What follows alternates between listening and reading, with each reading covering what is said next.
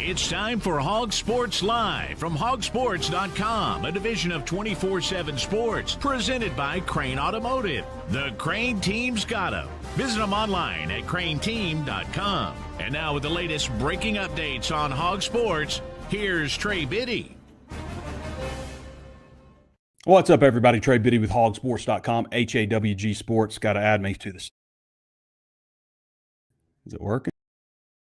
Oh, I'm little. There we go. What's up, everybody? Trey Biddy with HawgSports.com, HAWG Sports.com. Welcome to the show. We've got a lot to talk about. Obviously, Arkansas wrapping up SEC Media Days. Going to talk a little bit more about what happened there, what we project moving forward. We're just 9 days out from starting fall camp. The basketball team is headed to Baha Mar. I believe their first game is July 31st with a 4 exhibition game series. And we're going to talk about the changing landscape of college athletics with the Save College Sports Act and some of the stuff that happened Sunday and some of the stuff that's getting pushed through, maybe a little bit more agreement now with the SEC and Big Ten, plus your questions as well. All that and more on today's episode of HawgSports Live.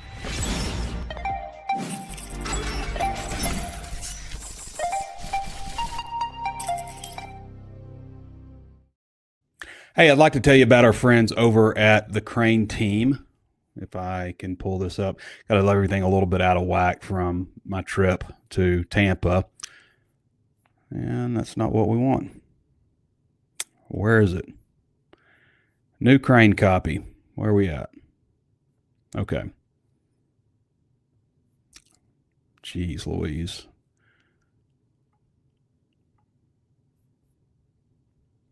Hey, the Crain Automotive Team has 16 locations across our state and is home to the Crain Commitment. Arkansas, the natural state, we love being outside, fishing, hunting, or living your best life at the races, climbing a mountain, or just a day at the lake.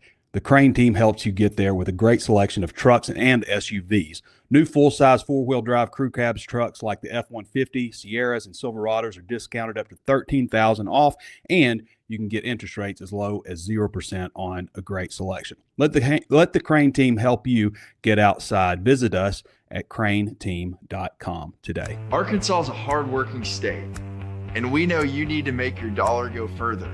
Crain Team's the home of affordability and a simple buying process. Fuel economy, great financing rates, and low prices. We've made it easy. Get up to 40 miles per gallon when you shop new Kia K4 or Hyundai Elantra. Your choice, just $22,995. Or new Sportage, your Tucson, just $399 a month. The Crain Team is here to put you on the road today. Visit crainteam.com. All right, let's touch on basketball real quick before we get into any more football.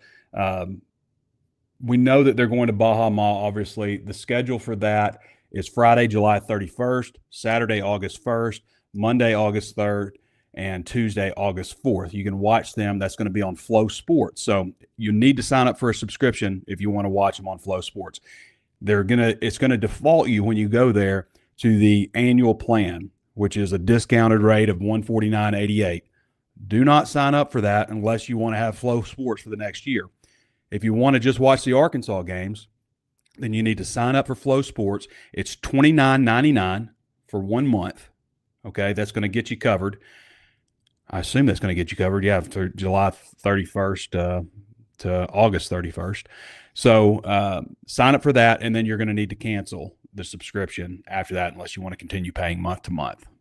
Okay, so it's going to try to get you to sign up. Hey, this is a great deal on the annual plan, but you're not really going to use it until, I guess you'd use it again for baseball when that kind of stuff happens, but then you're still $60 versus $150.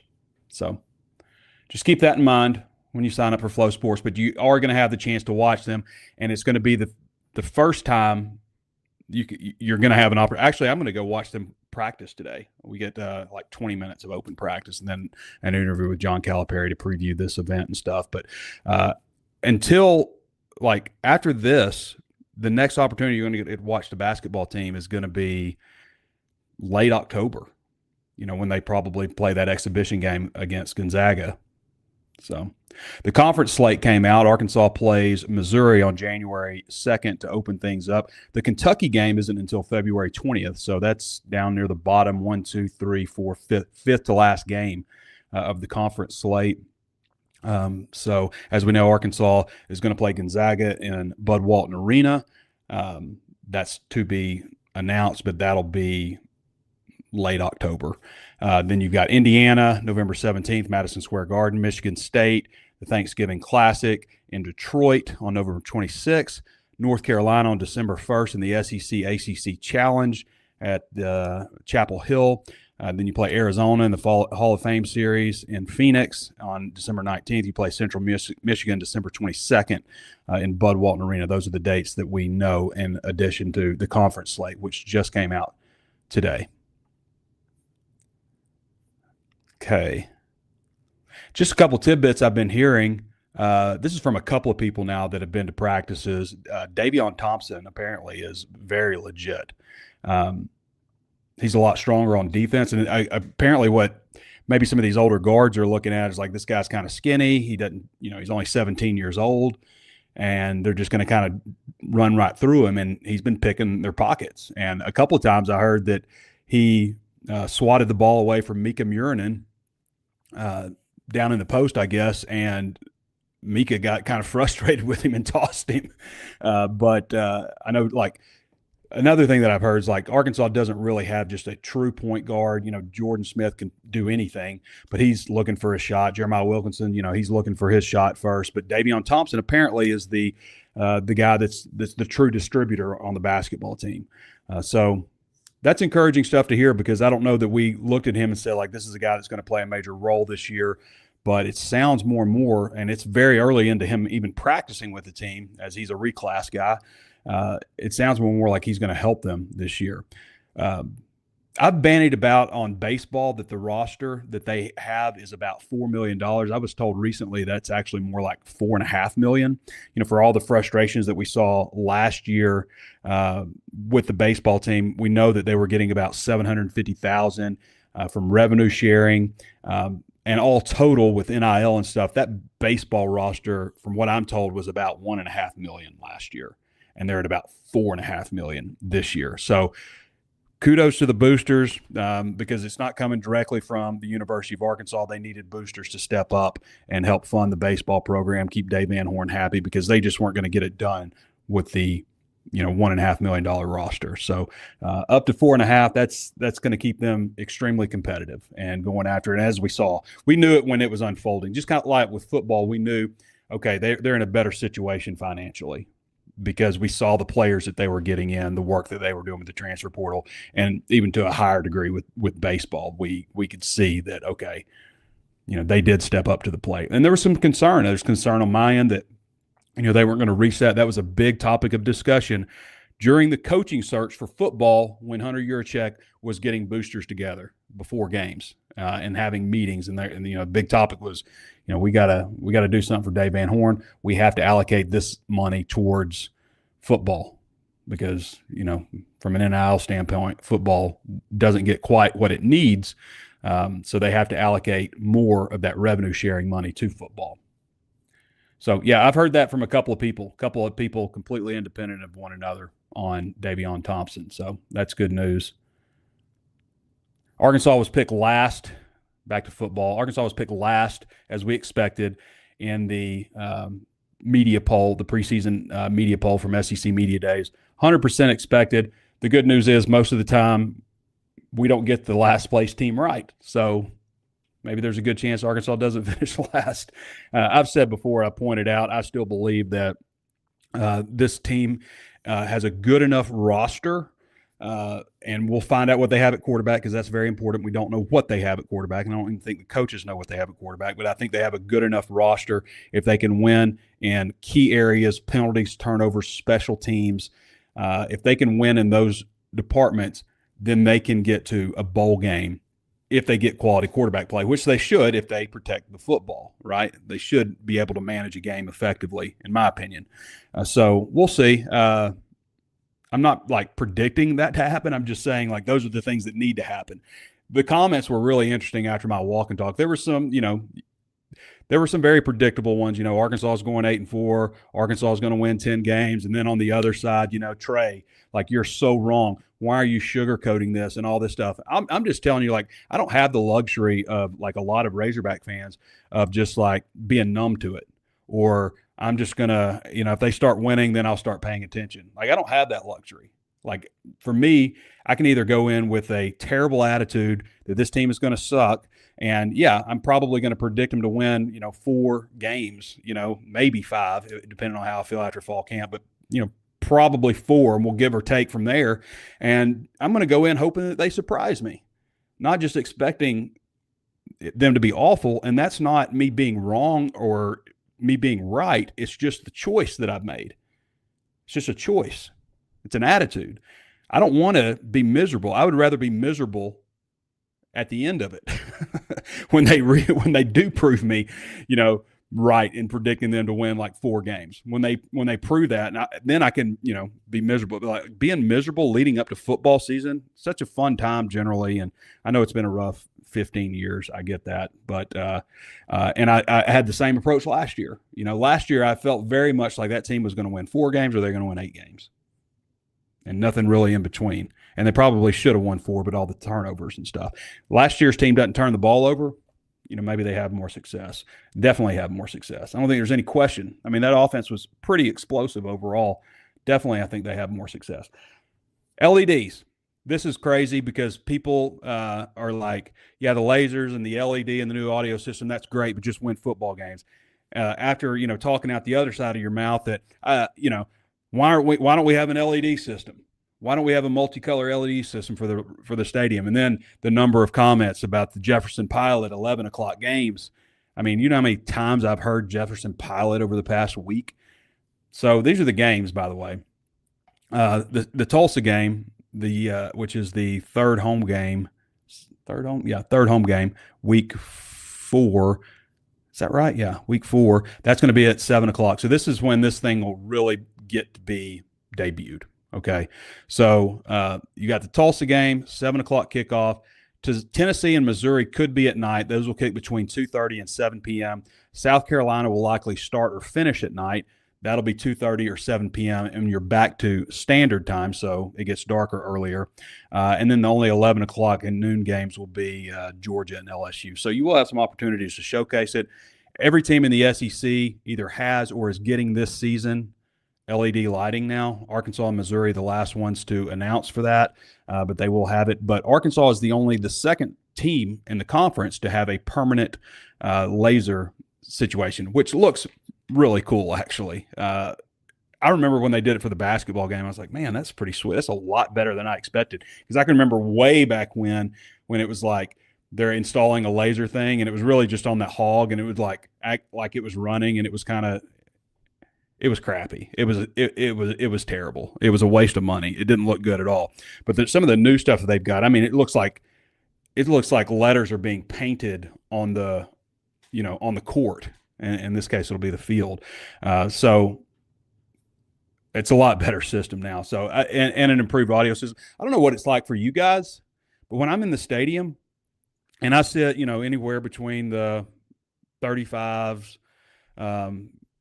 midfield, somewhere in between there, right above the lower deck, below the upper deck in the press area. And I can't hear jack. I can't hear anything that they're playing. It's coming in from both sides. It's uneven. And I'm wondering, is it like that for everybody in the bowl? Because I can't really remember what it's like. So, hopefully this fixes that. But it's supposed to be a state-of-the-art audio system. There's no mention of what exactly it is. But this is needed, okay? This is something that they need. I'll tell you what else you need. You need my friends over at Bittle Armstrong. Rob Armstrong have over 100 years experience. Actually, you know what I want to do before I get to my friends at Bittle Armstrong? Let's play this real quick from Ryan Silverfield. This to me was the best moment because I'm about to move on to something else. But this to me was the best moment from SEC Media Days. What would you say to those who are doubting you in the Arkansas program going into the season? Well, that's great. Keep doubting me. What did you say my record was against the coaches of this conference? 5-1, Coach. Okay, thanks. Yeah, that's great. I won't throw the podium at you, so I appreciate that. People have the right to feel a certain way, and that's okay. I've been doubted my whole life. That's not a bad thing. I think what ends up happening is you have a head coach that has a chip on his shoulder. It doesn't matter what other people think about me. It truly doesn't. All I care is what the players in my family think about me. And anybody that's been around our program, anybody that's been around me, knows that we're going to do it the right way. In due time, we'll get this thing back to where it needs to be. I think a lot of the expectations are there's a lot of unknowns. It's unknown who our quarterback is. There's a lot of unknowns on our roster. And with those unknowns come uncertainty. We don't look at it. I don't use it as motivation. I don't put it on bulletin board material. Hey, this is what they think about me, or this is what they think about us as a team. None of that matters. We'll look up in December and see where we're at. So be it. All right, that's Ryan Silverfield. And now I'd like to tell you about our friends over at Bittle Armstrong. You guys know how much I value longstanding relationships. I've known Bo Bittle for 25 years. And when I needed car insurance, when I needed homeowners insurance, and when I needed business insurance for HawgSports, I called Bittle Armstrong. Bo, Rob Armstrong, and their team have over 100 years combined experience. And they work with you just like auto owners insurance works with them. You can expect local support from somebody you know. If you have questions about your policy, you can call Bittle Armstrong direct rather than a 1-800 number. Auto owners insurance intended it that way so you don't have to wait on hold forever. Do not settle for a generic policy. Wherever you are in Northwest Arkansas, give Bittle Armstrong a call at 479-443-0808 or visit ba-ins.com. Auto Owners Insurance owns an AM Best rating A+ Superior. They trust people like Bo to work for you. Bittle Armstrong Insurance. Coverage you need, people you trust. And if you call Bo, you're going to get a hold of him because he's back from vacation. He came in hot last night. I had dinner with him, and he comes in, his whole family coming in from Florida, making the drive, and first stop at the Mexican restaurant we like to frequent. But coming in hot, but he's back. So if you call him, 479-443-0808, you'll talk to somebody local, and you may get a chance to talk with Bo as well. All right. Next order of business. Let's talk a little bit about the Senate bill negotiations. This is from Ross Dellinger at Yahoo Sports. An update on Senate bill negotiations. During a 2-hour call Sunday, Senators Cruz, Cantwell, and Schmidt continue negotiation with 6 conference commissioners and Notre Dame AD Pete Bevacqua. I'm not even sure how to say his name. I've never read it out loud. Sources tell Yahoo Sports, committing to finalize revised bill language today. The call, which ended after midnight and also included Yankees president Randy Levine and Cody Campbell, moved negotiations near a place of agreement with the leagues, and there remains an aggressive effort for a floor vote next week. However, finalized language is necessary. Discussions on the call centered on a $25 million retention pool for schools to use to retain players, in addition to the $20.3 million revenue sharing cap, plus a $5 million women's credit for women's athletes only. The credit would push the annual per school all-encompassing cap to $51 million. Now, is this good or bad for Arkansas? We don't have our banner going. Son of a gun. Let's go. Okay. So is this good or bad for Arkansas? And I think it's potentially good, but it's interesting that Arkansas is like kind of getting its ducks in a row finally with the NIL side of things. And like now the move is to like move that to the side, cancel that. Like this would effectively end NIL collectives that are associated with schools. Like you could still have stuff that's like this company does NIL for student athletes, but it can have like no association with schools in terms of what is basically pay for play. And we've been calling it something else, but it's NILs are pay for play. So the question is like 51 million now. Like it was tough to carve out 20.3 million. Now that number's up to 21.3 with inflation. Okay. So you've got the 21.3, you've got the money that you're, building in terms of NIL. So the way that would basically work, like instead of, a guy like John Tyson giving a bunch of money for NIL, that money would instead be donated to the university for them to do with what they wish, and you would just have a $51 million cap. So the question is, if you're Arkansas, can you get to the $51 million? I think it's going to be easier, but you knock out like some of the things that you were doing with businesses and stuff, and it turns into businesses like doing things directly with the university, like the new stadium naming rights, the Tyson patches, the logos on the field. You run into more of that kind of stuff. Instead of asking fans to donate to NIL, you just continue to ask them to donate to the Razorback Foundation. Now, this hasn't happened yet, but this is where it looks like things are headed. It looks like the Big Ten and the SEC are on board with this. This is going to I don't know that this is going to do anything for the G6 programs out there, or small schools. Like, it, to me, this is going to just create further separation. Like, these schools are like struggling to get, and there's schools in Power 5 that struggle to get to that revenue sharing cap that haven't reached it. Now you're saying $51 million. Like, for Arkansas right now, they're at, so they have the 20.3, 14 and a half of that is going to football based on my sources.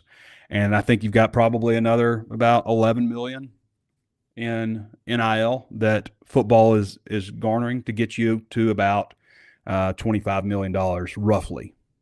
Now, that's not an exact figure. That's just what my little birds have told me. So, no, I'm not Varys. I am bald, but I have everything else. So, Game of Thrones reference. So, 25 million is basically what Arkansas has for football. Now, you've got in basketball, you're probably, I don't know, 4 million, 4.5 million in rev share, and then probably another 10 to probably 12 million on that basketball roster. It's crazy, isn't it? Probably, I mean, you're probably somewhere between 15 and 18 million on the basketball roster. So, you're getting close. And then, the $5 million towards women's stuff. You've got to come up with something to alleviate donor fatigue. Like, something, you've got to figure out something where you can get a steady flow of income. And some of the things that they've done, the stadium naming rights, the Tyson patches, getting that done already before a lot of schools did, things like that,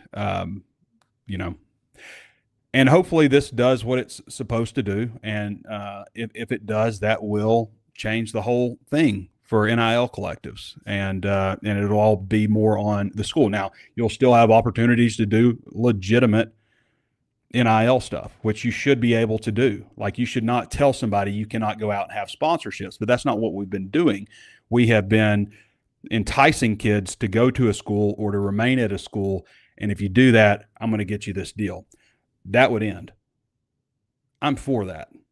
I think that's a good thing for college sports. Like, let's set the bar and keep it equal for everybody. And hopefully, now you're just like, okay, could Arkansas get to that number, 51 million? They've already carved out a lot. There'll be some more layoffs, I'm sure. But, Arkansas is late to the table on this stuff, but they're at the table now. So anyway, that's where things are right now. Sounds like the Big Ten and SEC, who have opposed the bill previously as it was written, feel a lot better about this.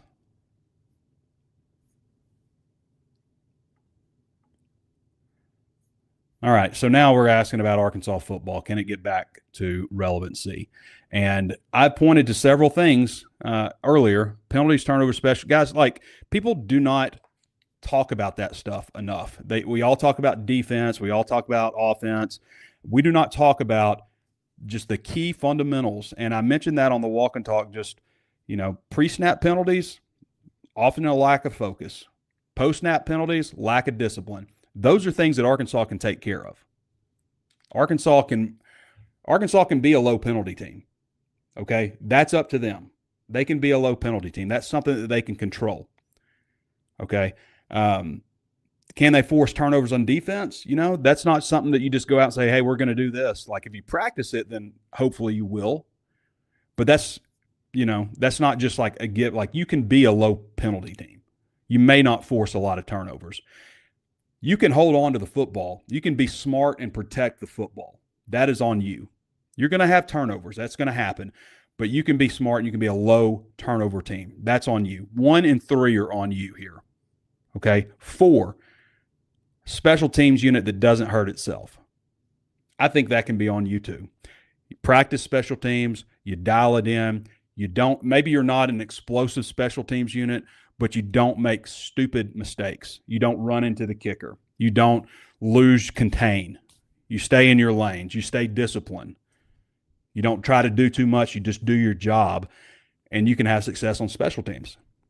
The 5th thing that I think could get Arkansas to a bowl game, because I do think that the roster is good enough to get to a bowl game if they do these things, potentially if they have a quarterback, is get a little lucky. Have the ball bounce your way, which Arkansas has not had much of. They've not had a lot of balls bounce their way. And that, to me, as we've said before, as the quote goes, luck is what happens when preparation meets opportunity. So be prepared, be in the right spot, and that's something that you can control a little better too. I mean, a lot of it's just playing, and this is just so cliche, but playing 100 miles an hour, just going full speed, not jogging and loafing. We've seen way too much of that stuff. That's where Arkansas can get to a bowl game. That's their path to get to a bowl game. Play smart football. Play discipline. Like, that's what, more than anything, I want to see out of this team. It'd be great to see, this guy's a superstar. It'd be great to see that. But the simple stuff, like, does this team get lined up? Do they look clean? Do they look like they're intentional, know what they're doing, play smart football, don't do stupid stuff? I mean, that's what it comes down to, in my opinion. Here's some of the comments. 1 and 11. I'm still outraged by this hire. Arkansas will not have sustained success as long as the mouth-breathing moron like Yurachek is in charge of athletics. He'll win 9 or 10, 12 games over a 3-year span and be gone. You are so wrong. Sugarcoat Trey. Silverfield was a terrible hire. No one wanted him, and it's still true. And 3 wins. Silverfield just doesn't seem genuine at all. Those are the comments, And you can't blame any Razorback fan for feeling that way and expecting the absolute worst, or to be frustrated with Yurachek. He did not provide Sam Pittman with the necessary support that he needed. And, part of that's fans just weren't willing to support Sam Pittman, but they didn't capitalize on 2021. The more NIL became a part of football, the further the goalpost got pushed for Sam Pittman, the further away it got for Arkansas athletics. And I think Yurachek is on it now. I really do. I think he's getting criticized for everything. Stadium naming rights. We don't need LED. We just need wins. He's getting criticized for everything. And he's earned it. He has earned it. But he is doing the things now, it seems like, to me, that you got to do. And is it too little too late? Will Arkansas always be behind? It's possible. I mean, it's possible that it's all too little too late. But I stand by with what I said. And, Ryan Silverfield wasn't at the top of my list either. And I think a lot of people view Silverfield like, safe hire, predictable hire, that kind of stuff. But he is built way more for this landscape of college athletics than Sam Pittman was. That goes without saying, and really shouldn't be judged on the things that have happened in the past. Arkansas has more money. I think they've got a coach that's better suited for this. And what are the things that you wouldn't like about Silverfield? They lost to UAB last year. I don't think that they had their top 2 quarterbacks. They started A.J. Hill, who was a true freshman in that one. They almost pulled it off. Lost to Navy last year, 56-44, that was 2024. That was right after they beat Florida State, and they gave up 566 yards. They lost to Navy 28-17 last year, which capped a 3-game losing streak at the end of the season. Don't know how much maybe Silverfield had his eye on other jobs there. A lot of people point to Well, they've got, they're one of the top, if not the top G6 school in terms of NIL funds, to have to support their program. So he's not that good because he didn't win a championship. I mean, he won 10 games and 11 games in 2023 and 2024, which is pretty good. Beat Summerall twice, beat Golish 3 times, I think. And so, but like Golish at USF has a ton of NIL, and Summerall at Tulane has a pretty good bit of NIL, like not quite as much as Memphis or USF, but a lot, probably third most NIL in that conference. And but those guys are great hires and good coaches, and Silverfield isn't. I mean, that doesn't really add up. So he did beat Florida State, facing former coach at Doak Campbell Stadium, 22-12.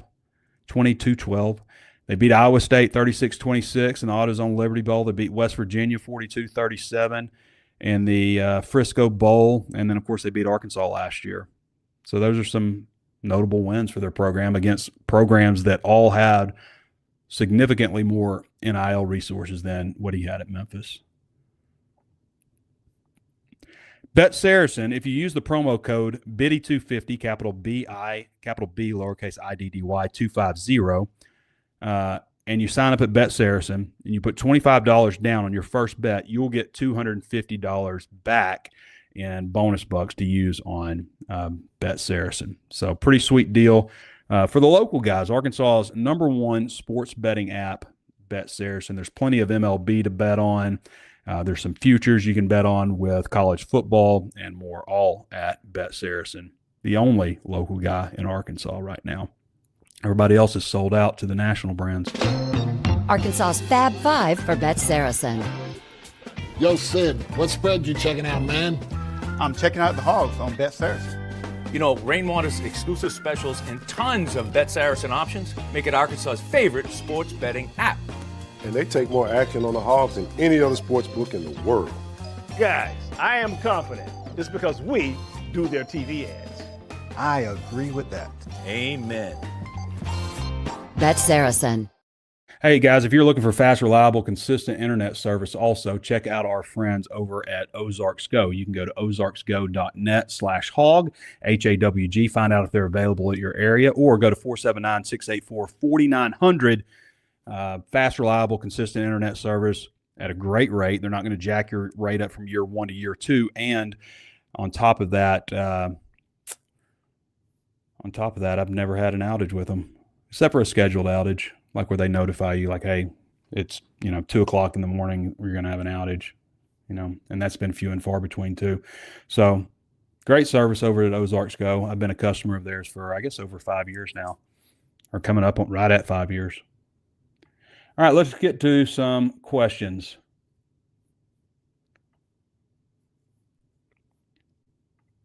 We're going to fill these first from the Razor's Edge Premium Forum.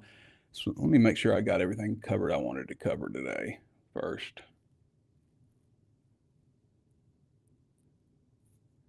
I didn't really talk about that, but I'm going to let that one go. That's just some stuff I thought was interesting with Kevin Bohannon, just identifying the problems with Arkansas football, because it hasn't been just one thing. But Kevin did a good job in this article. The best things Ryan Silverfield said at SEC Media Days and why.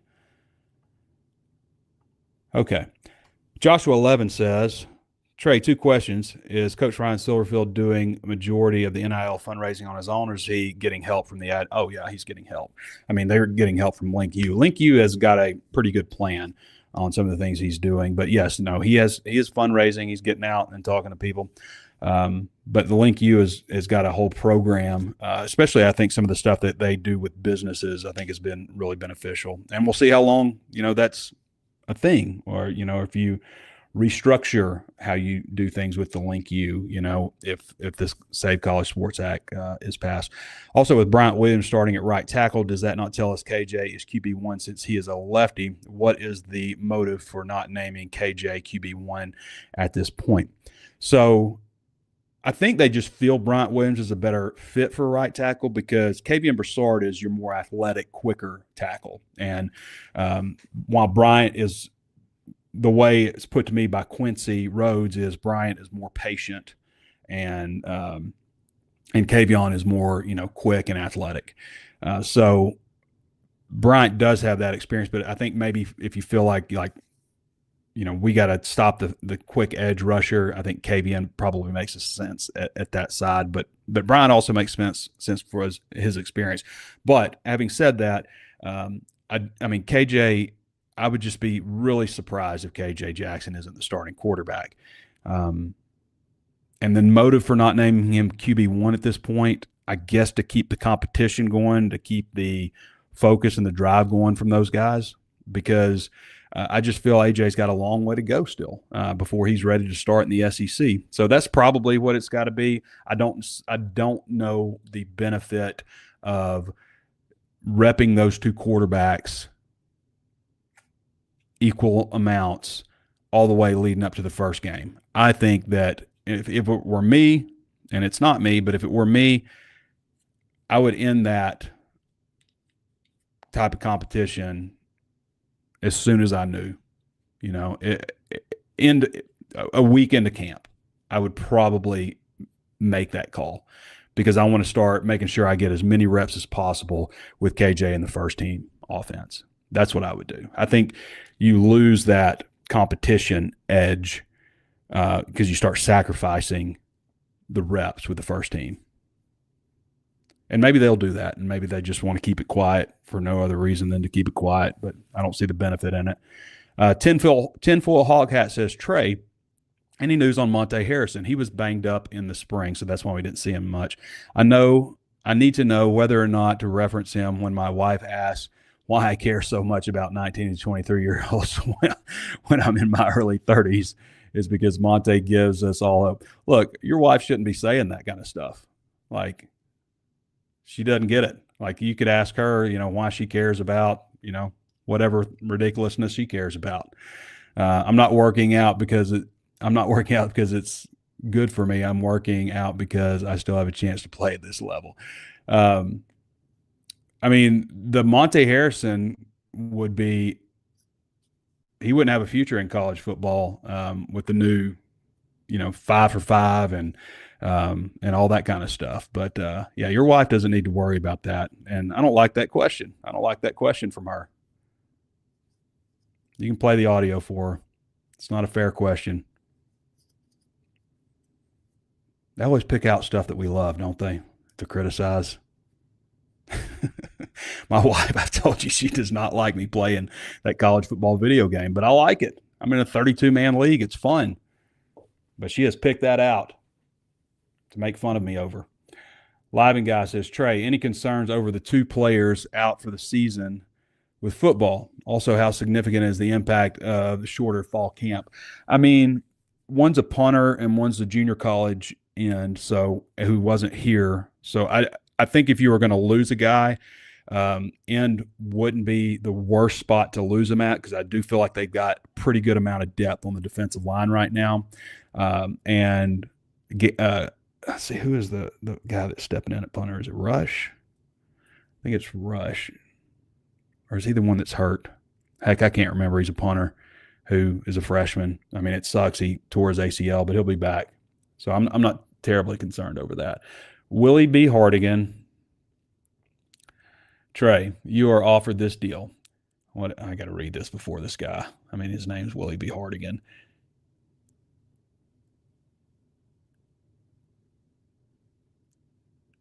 Yeah, I would take that deal. So he says if you break 86 at your home course, you get $10 million cash. If you don't, you have to spend 8 months in prison. Yeah. I'm breaking 86 all day. Plus, it's a par 70. Gotcha. Pittsburgh Squealer says, is it just me, or does it sound like Coach has had a few cocktails before he speaks? They said, I was watching a podcast one time where they said this about Kurt Cignetti. They're like, he sounds like he is drunk. This is before his first season at Indiana. They were talking about what a terrible hire he was. Silverfield has a tendency to think faster than his mouth will work sometimes. Like he'll get ahead of himself mentally. He is a nightmare to transcribe. I mean, because he'll start on something and he'll kind of divert. Like, and I say that, but like I've been transcribing. Well, he's not as big as Dan, but he's plenty big. You know, I've been transcribing Sam Pittman, who thinks about what he says. You know, is slow to get it out. You know, you can almost transcribe him in real time. Silverfield is a challenge to transcribe, but I think a lot of it is like his brain is working and his mouth sometimes he'll stumble over what he says or, you know, misspeak a word, because I do that too. I mean, I go back and listen to what I say and I'm like, did I say AJ Green when I meant AJ Hill? You know, I think that's part of old age. I'm sure I probably did it in this video. IFG Hog says, man, I should break 86 every time, but I play afraid. I would choke bad under those circumstances. Yeah, that's a lot of pressure. You know, 8 months in prison or 10 million. I think I would do it. I was telling a buddy the other day, like I play golf best if I feel like the group behind me is pushing me. Isn't that weird? That's when I don't know why that is. Hogball69 says, does RS know something we don't about Walmart? Can he get them to be a big player? Why is all the talk on Hunter Yurchek and not the president, BOT, and the chancellor? I think it's possible that Ryan Silverfield does know something about Walmart. And Walmart sponsors, I mean, you see Walmart in the stadium, you see it on the field. It's not like Walmart's not existing. I think it's when I talk about Walmart, and I'm hoping when he's talking about Walmart, he's talking about the heirs, the people, the individuals. You know, I hope that's the people he's talking about. And you know, we've said before, like, you know, people have money in this state. Like John Tyson has billions of dollars, but if John Tyson were to give $1 billion, that would be a leg. You know, that would be a lot for him. And he's got untold more money than we can imagine. One of these Waltons, they have like tens and tens of billions of dollars. Alice Walton may have 100 million, but you know, them giving $1 billion, I don't think is like anything close. If you had $1 billion from Walmart, I mean, that would change everything for Arkansas athletics. Chad Razorback says, according to On3, we have the top 10 portal class. Is a losing record in year one still acceptable in the portal era? I think it is, given where Arkansas is coming from, but moving forward after that, no, I don't really think it is. I've said before, like I'll accept a year one losing season from a coach. 2-win season, I don't know if I could accept that. Like that to me is just like, what is even the point here? What are we doing? But a losing record, yeah, I think you can accept that in year one. While it is easier than ever to build a team, you also have to consider where Arkansas is coming from as a program. Top 10 portal class on On3. So they do theirs differently. They do talent out and talent in. Okay, so like last year, On3 had Arkansas ranked really low because they lost a lot of talented guys. No matter that they brought in a lot of talented guys, especially on the offensive side of the ball. If you looked at 24/7 last year, Arkansas's portal haul was ranked really high because they brought in a lot of talent, but they didn't account for the guys that hit the portal and left the program. So it's two different ways of scoring, and I think both are very interesting and useful. But that's why On3 has Arkansas as a top 10 class, because they didn't view them as losing a ton of talent. Because they didn't. I mean, the talent that they did lose for the most part was graduating talent.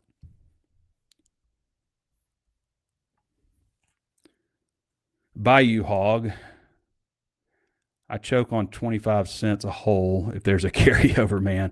I should break 86 every time. Oh, I think you just quoted without responding. Have you guys seen that thing? It's like, so your gimme putt is how many beers you've drank. So like, if you had one beer, your gimme putt is this. 2 beers, 3, and you like tape them together as you go. So, you know, once you get to like 6 beers, you know, that's a pretty good gimme putt. I thought that was a funny system. Gimme putt is how many beers you've had, and you stack them and tape them one on top of the other. All right, let's see if we got any more here. Hey, before we get any further, I'd like to tell you about Blakeman's Fine Jewelry, our friends over at Blakeman's. I do not have my stuff together good, but if you're looking to elevate your style this summer, you need to head over to Rogers and see my friends at Blakeman's Fine Jewelry. From now, hold on, let's get this up here. Got to see this. From now until September 5th, they're hosting an incredible exclusive residency with Blue Scarpa, a luxury brand out of Miami that's completely handcrafted in Italy. The founder, Matthew Chevallard, calls this jewelry for watch people. It blends timeless Italian craftsmanship with really sharp contemporary designs. They've got these beautiful, distinctive pieces inspired by rich hues of turquoise, lapis, and sapphire. But here's the best part for our crowd. They're debuting a special limited edition Blue Scarpa and Blakeman's exclusive collection. It's made with red onyx, and it is the absolute perfect Razorback red. It is exactly what you want to be wearing on Saturdays this fall. The residency only runs through September 5th, so don't wait. Stop by Blakeman's Fine Jewelry in Rogers today to see the Blue Scarpa collection for yourself. Blakeman's Fine Jewelry is the official jeweler of the Arkansas Razorbacks, where Arkansas gets engaged.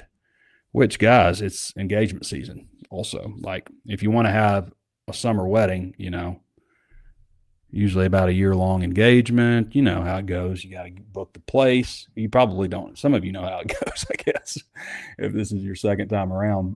But if it's not, she's going to want to have time to get things planned in about a year or so. It's about time to do that. If you hadn't popped the question yet, and go to Blakeman's to do it. All right, let's see if we got any more questions here. Check out our comments. Houston Nut for AD, says Thomas Davis. I don't know. Houston Nut could fundraise, and I love Houston, but I just don't know about AD in this landscape of college football. But raising funds, you take him. Houston, I heard, was really good at Jim Lindsey. And by the way, I don't know if I mentioned Jim Lindsey's passing. I don't know if I mentioned on the last show, but just a great Razorback, and really like in the 90s, 2000 stuff, there's not like much that happened with Razorback athletics that Jim Lindsey wasn't a part of, that he didn't, basically say okay or no to, like he was the man. And I know it's been a tough couple of years for him, his family and stuff, and it's sad to hear him go. But definitely a great former Razorback, and a guy that'll always be remembered in Northwest Arkansas and Arkansas overall too. But Houston Nutt, I heard, did a really good job. I think Lindy spoke from what I heard, and in Houston also. And I'm sure others did, but I just heard of those two.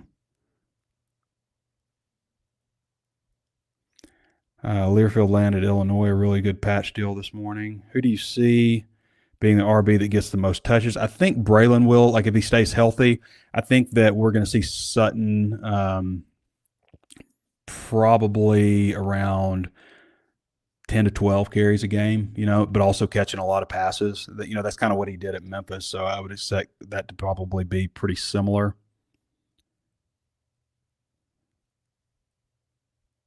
Why is it people who never played or coached football have all the answers? Like who? I would imagine a lot of these people in these comments did play football.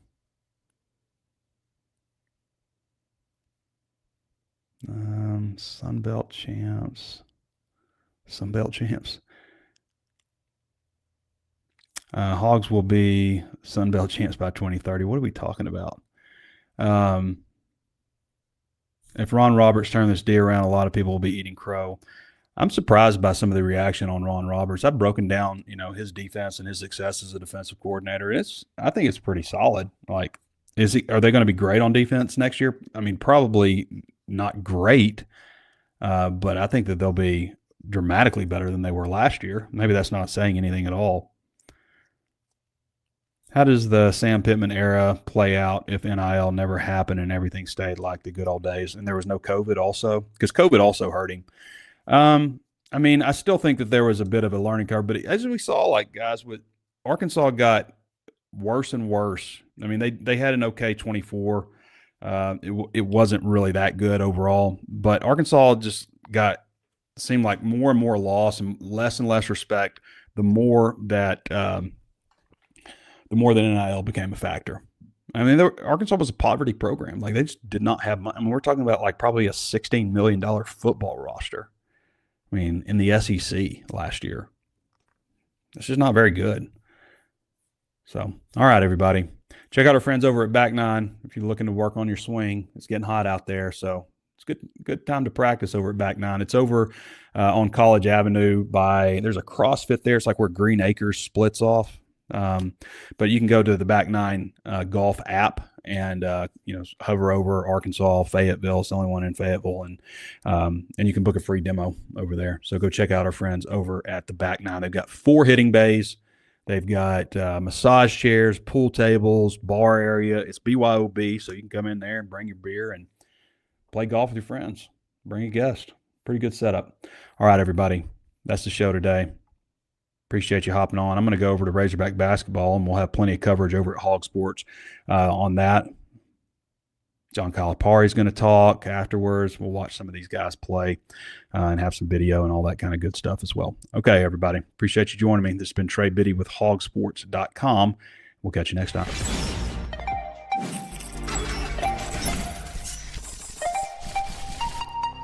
What would you say to those who are doubting you?